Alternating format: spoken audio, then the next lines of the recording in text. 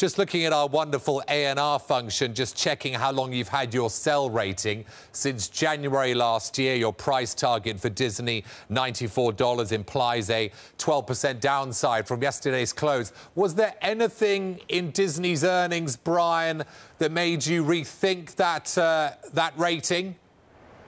Not really. I think that the underlying story isn't that different. It certainly was a better than expected quarter, although I have to say that next quarter looks worse than expected based on the outlook they provide on expenses. A lot of the underlying trends are more or less where they were, which is to say you have weak advertising market, you have ongoing degradation of the subscriber base for ESPN, which is such a critical source of revenue and profitability for the overall company.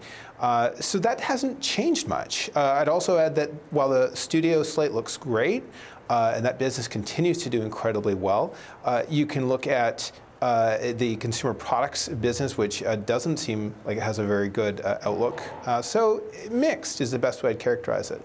Brian, what issues do you have with Bob Iger's strategy going forward? In the last quarter or two, he's definitely made major moves into diversifying the revenue. Yeah, none. Honestly, the problem with Disney in general is that I don't think that investors fully appreciate the ongoing and, for lack of a better word, permanent margin erosion that the company faces because of ESPN. I think that longer term perceptions of the company are misguided. And what I mean by that is if you look at the cost of sports rights, for example, which is probably the single biggest source of cost that the company has outside of the parks division, you're looking at double-digit annual increases if you look beyond the current cycle of contracts, especially when you look at Facebook, Google, Amazon coming in.